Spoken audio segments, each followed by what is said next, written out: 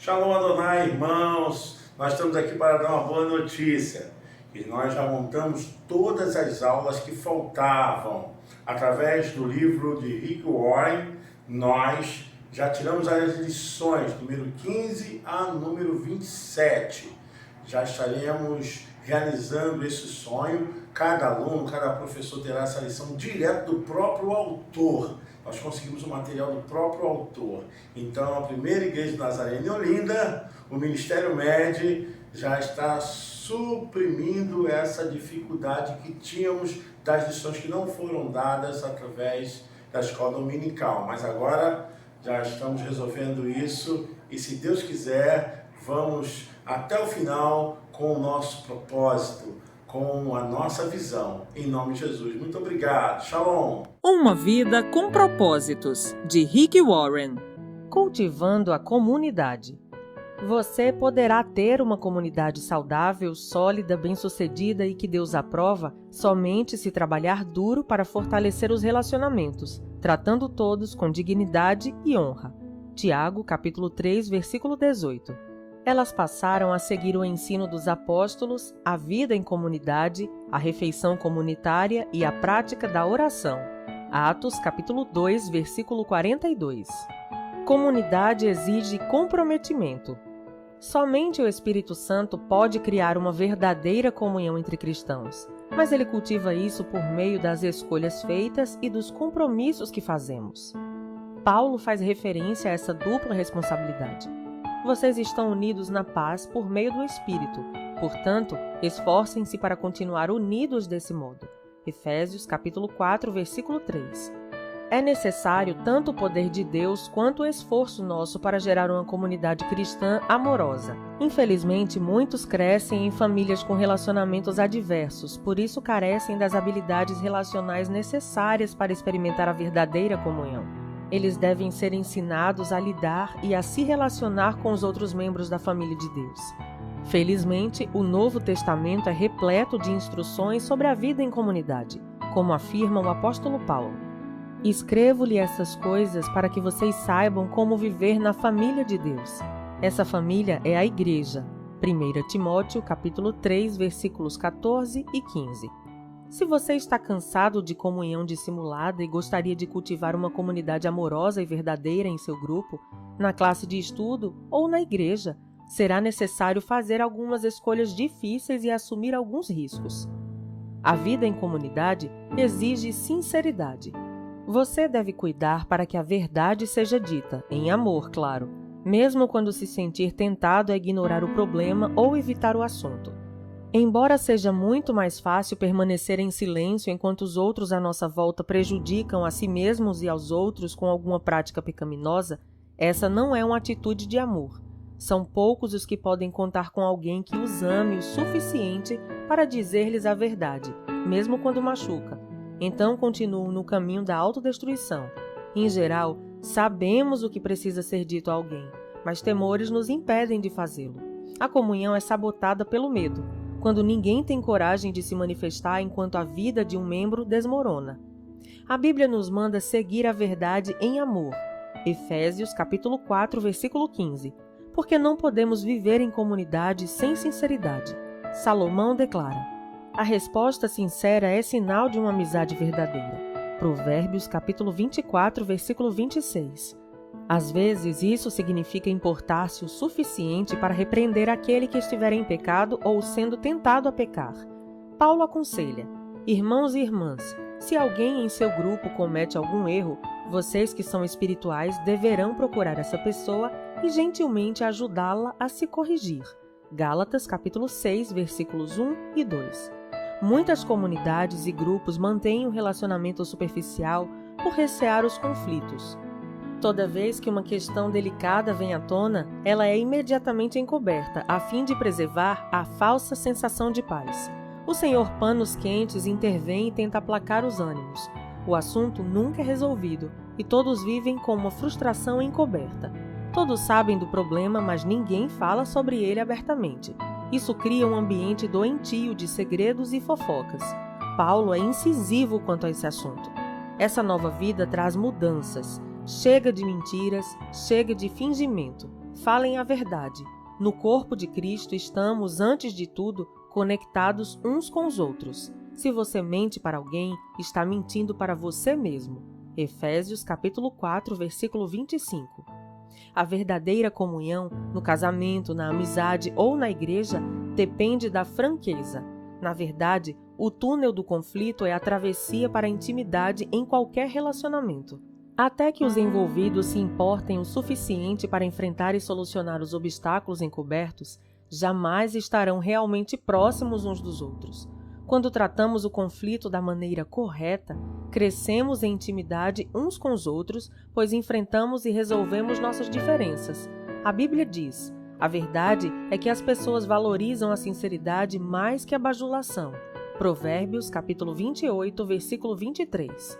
A franqueza, no entanto, não é uma licença para se dizer o que quer, onde quer e sempre que quiser. Não é grosseria. A Bíblia diz que existe um tempo certo e um modo certo de fazer cada coisa. Eclesiastes, capítulo 8, versículo 6. Palavras impensadas deixam feridas permanentes. Deus nos manda tratar os membros da igreja com o mesmo amor que dedicamos à família. Nunca empregue palavras duras quando for corrigir um idoso, mas fale com ele como se fosse seu pai. Converse com os jovens como se fossem seus irmãos, com as mulheres idosas como se fossem sua mãe e com as jovens como se fossem suas irmãs. 1 Timóteo, capítulo 5, versículos 1 e 2. Lamentavelmente, milhares de comunidades foram destruídas por falta de honestidade. Paulo precisou repreender a igreja de Corinto pelo seu silêncio passivo ao permitir a imoralidade no meio deles. Visto que ninguém teve coragem de enfrentar o problema, ele então se pronunciou em 1 Coríntios capítulo 5, versículos de 3 a 12. A vida em comunidade exige humildade. A presunção, o convencimento e o orgulho obstinado destroem a comunhão mais rápido que qualquer outra coisa. O orgulho ergue muros entre as pessoas. A humildade constrói pontes. A humildade é um unguento que acalma e suaviza as relações. Por isso a Bíblia diz: sejam todos humildes um para com os outros. 1 Pedro, capítulo 5, versículo 5. A vestimenta adequada à comunhão é a postura humilde.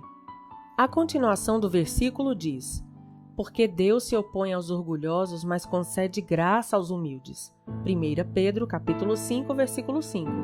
Essa é outra razão pela qual precisamos ser humildes. O orgulho impede a graça de Deus em nossa vida, da qual precisamos para crescer, ser transformados, curados e ajudar os outros.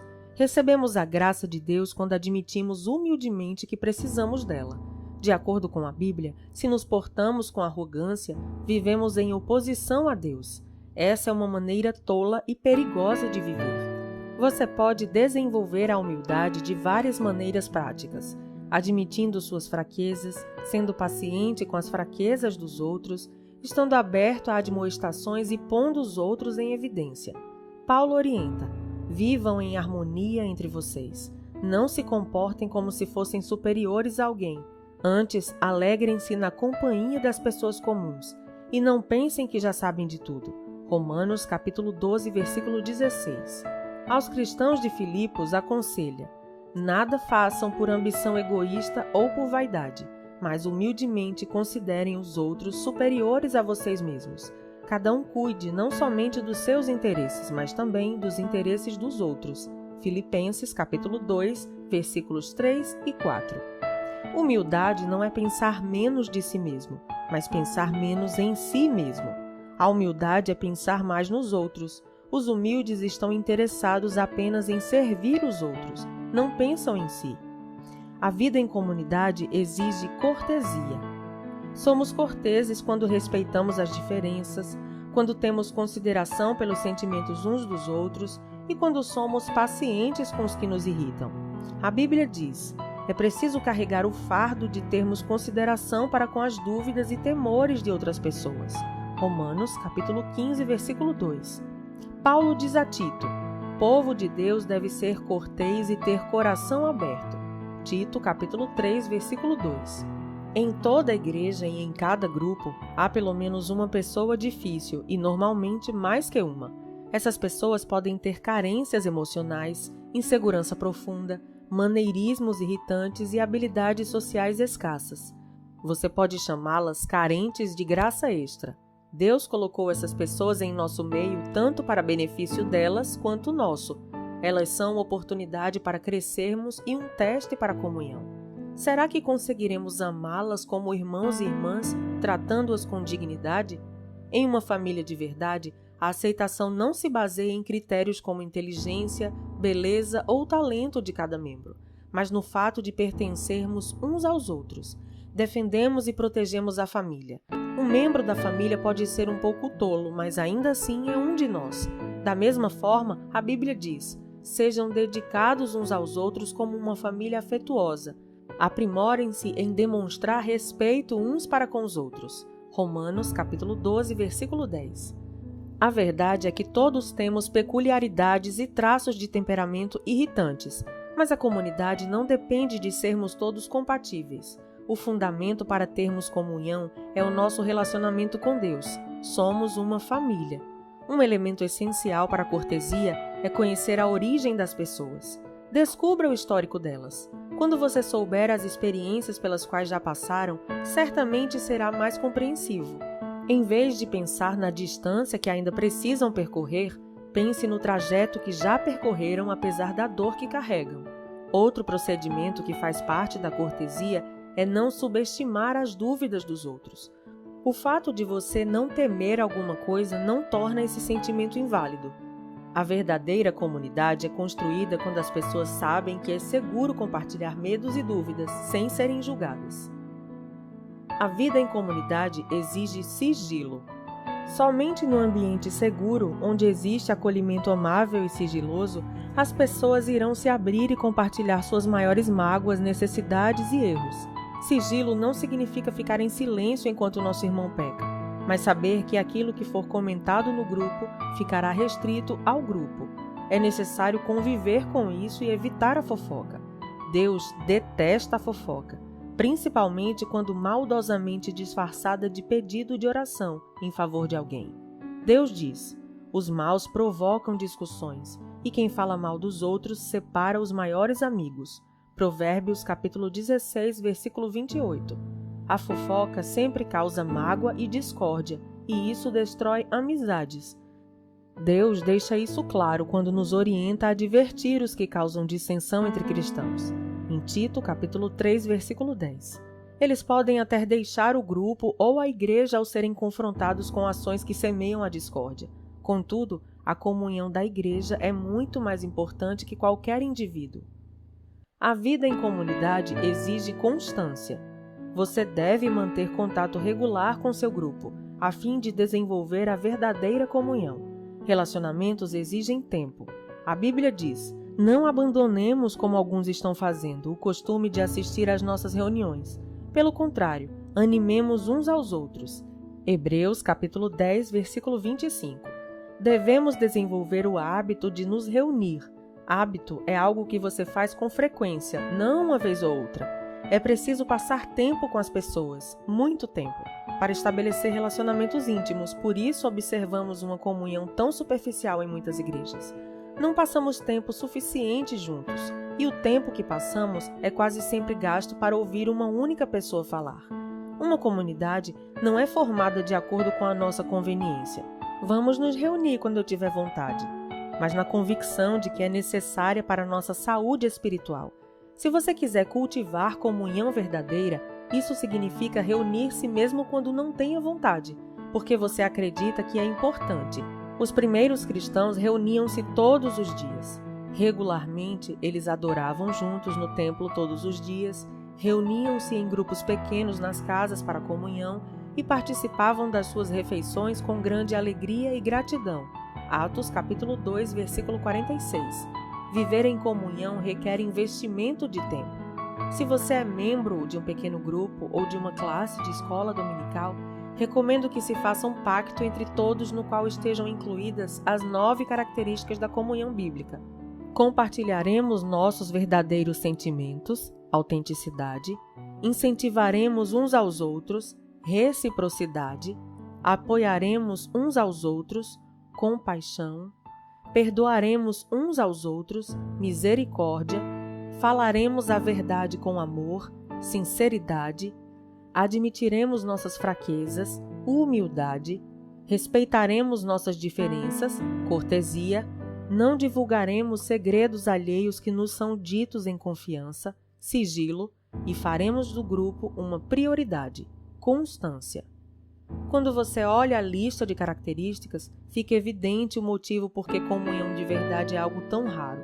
Ter comunhão significa desistir de nosso individualismo e independência para nos tornarmos interdependentes. Os benefícios de compartilhar a vida uns com os outros, no entanto, são plenamente compensadores e nos preparam para o céu. Pensando sobre meu propósito de vida. Tema para reflexão. Comunidade exige comprometimento. Versículo para memorizar. Nós compreendemos o que é o amor quando descobrimos que Cristo deu sua vida por nós. Isso significa que temos de dar a nossa vida pelos outros fiéis. 1 João, capítulo 3, versículo 16. Pergunta para meditar. Como eu poderia hoje ajudar meu grupo e minha igreja a desenvolver as características de uma comunidade verdadeira? Até o próximo áudio.